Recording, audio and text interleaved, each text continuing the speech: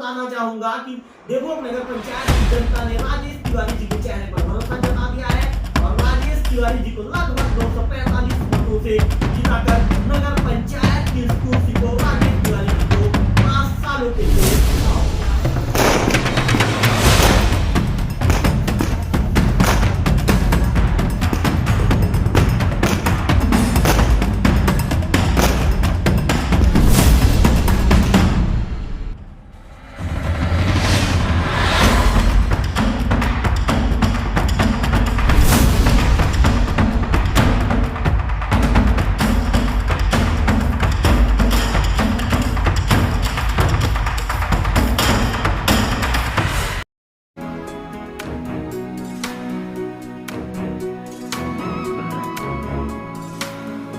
नमस्कार, मैं हूं रवि तिवारी और आप देखना शुरू कर चुके हैं लोकल टीवी।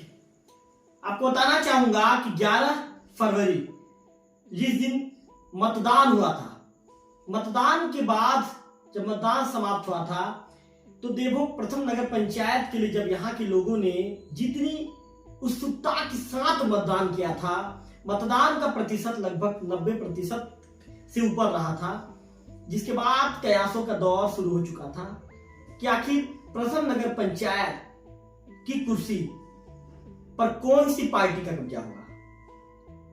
कई तरह के सवाल, कई तरह के जवाब लोगों के बीच आने लगे थे। ये कहें कि राजनीतिक गलियारों में चर्चाओं का दौर तेजी से चलने लगा था। सवाल लोग क्या करते थे, लोगों को जवाब मिलता था कि इस कुर्सी पर कांग्रेस बैठेगी, कोई कहता था कि इस कुर्सी पर बीजेपी बैठेगी।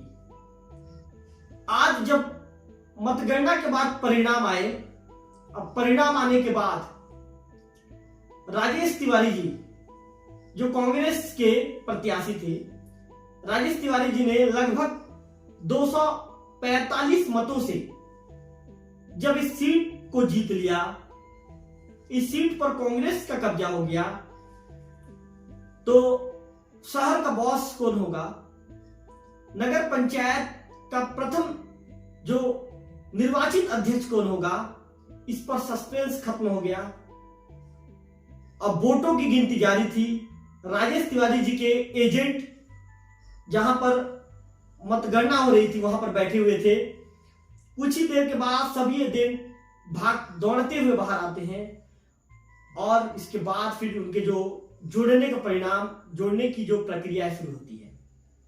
कुछ ही देर के बाद राजेश तिवारी जी को बधाइयों का तांता मिलने लगता है, बधाइयों का सिलसिला जारी हो जाता है। तिवारी जी बधाई हो, तिवारी जी आपने मैदान मार लिया, तिवारी जी आप जीत गए। लेकिन इस बीच में एक सवाल ये खड़ा होता है, कांग्रेस ने अध्यक्ष की कुर्सी पर तो अपना कब्जा जमा लिया, लेकिन कांग्रेस पार्षदों, जो कांग्रेस ने जो सोचा था कि हमारे पार्षदों की संख्या इतनी होगी, कांग्रेस के मंशा के अनुरूप उतने पार्षद जीत कर नहीं आए। मैं आपको बताना चाहूंगा कि बीजेपी ने 10 पार्षद की कुर्सी पर कब्जा जमा लिया, हालांकि बीजेपी अध्यक्ष की कुर्सी पर कब्जा नहीं जमा पाई।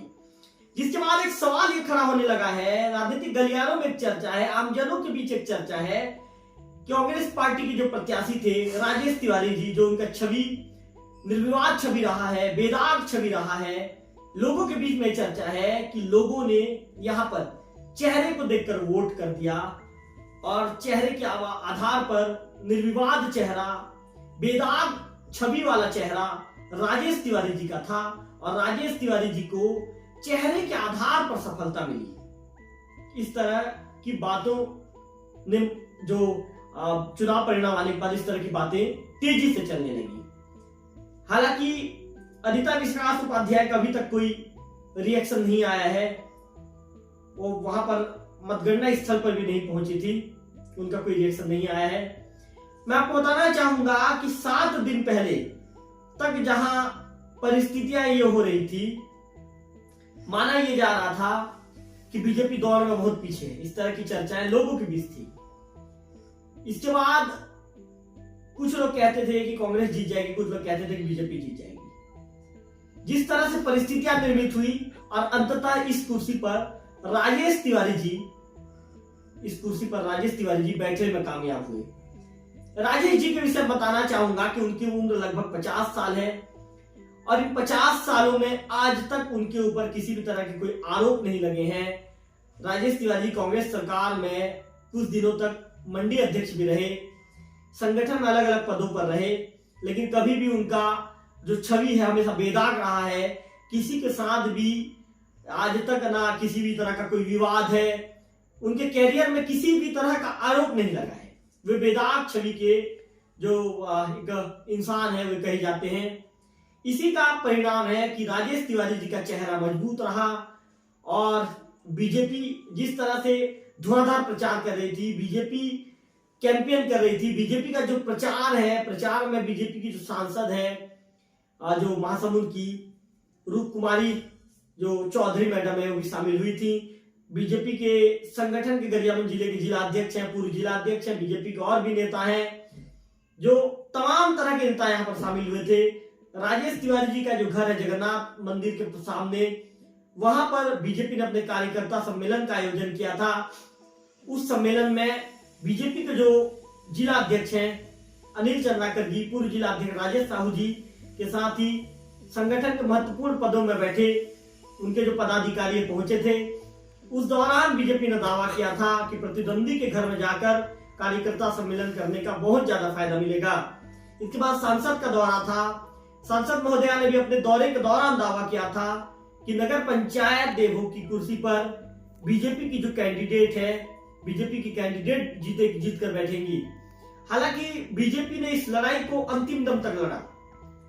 जिस तरह से पार्षद पद को लेकर बीजेपी का जो परफॉर्मेंस काफी बेटर रहा, काफी अच्छा रहा, लेकिन नगर पंचायत में कहां पर चूक हो गई, ये बात अभी भी बीजेपी कार्यकर्ताओं के जहन में उठ रही है।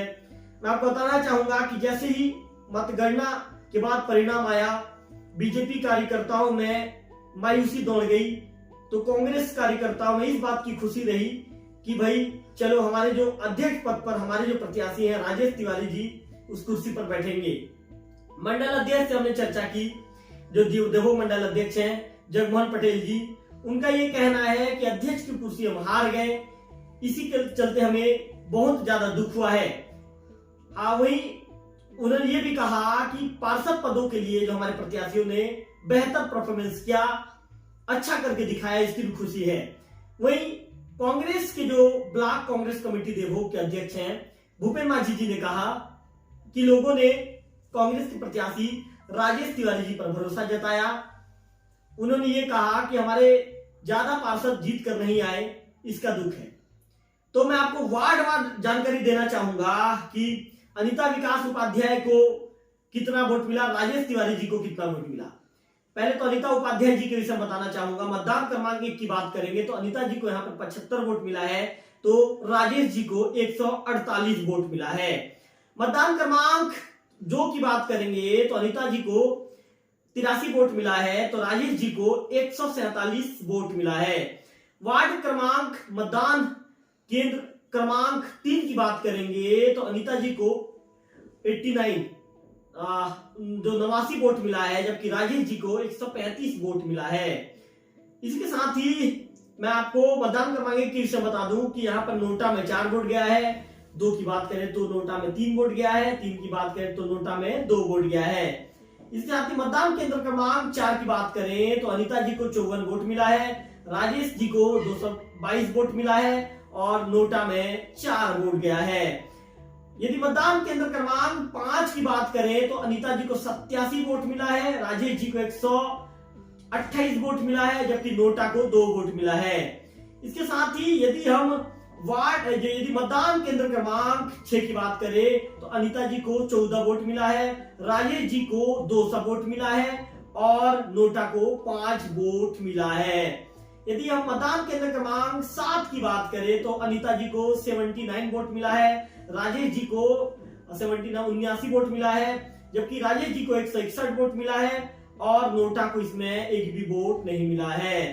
यदि हम वार्ड क्रमांक 8 की बात करें, यदि हम मतदान केंद्र क्रमांक 8 की बात करें तो अनिता जी को 288 वोट मिला है, राजेश जी को 38 वोट मिला है और नोटा को 0 वोट मिला है।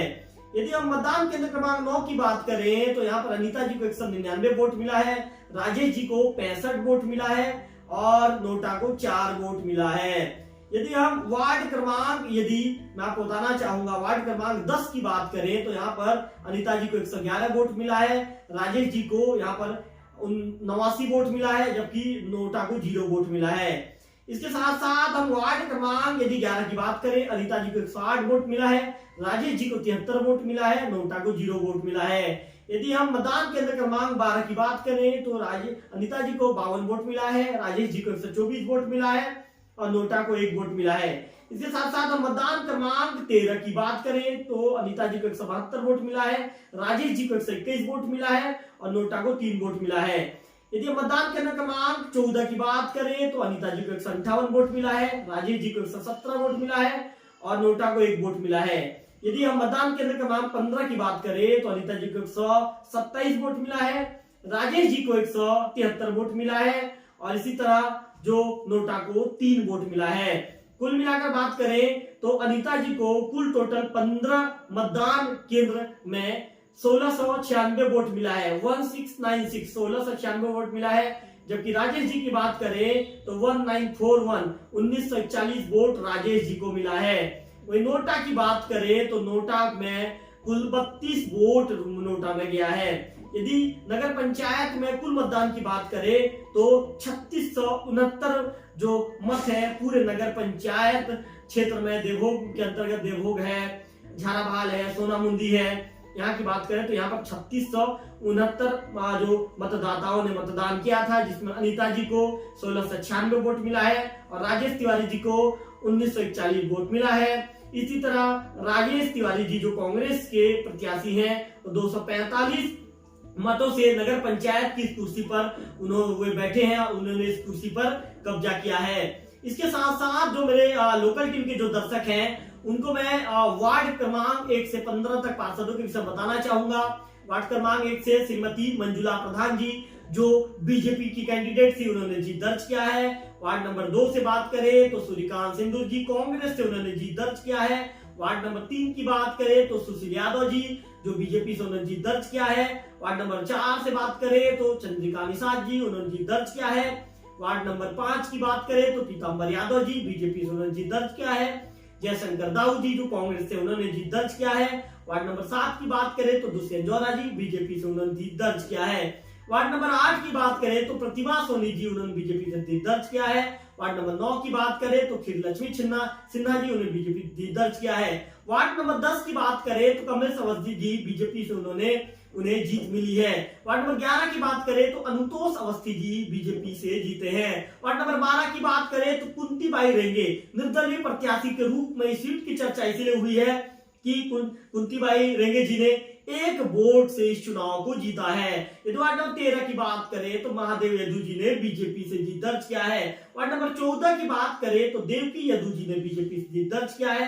वार्ड नंबर 15 की बात करें तो कांग्रेस से विनोद पांडे जी, यहाँ पर भाई भाई के बीच लड़ाई थी। मुन्नू पांडे जी बीजेपी से थे, विनोद पांडे जी कांग्रेस से थे। विनोद पांडे जी ने अपने छोटे भाई को पटकनी दे दी है और उन्होंने पार्षद की कुर्सी पे वे पहुंच गए हैं। कांग्रेस से विनोद पांडे जी ने जीत दर्ज की है। मेरे लोकल टीवी में मैंने विस्तार बताया है कि गणित कैसा रहा है। एक बार फिर से बताना चाहूंगा कि देवभोग नगर पंचायत की जनता ने राजेश तिवारी जी के चेहरे पर भरोसा जता दिया है और राजेश तिवारी जी को लगभग 245 मतों से जिताकर नगर पंचायत की इस कुर्सी को राजेश तिवारी जी को 5 सालों के लिए सौंप दिया है।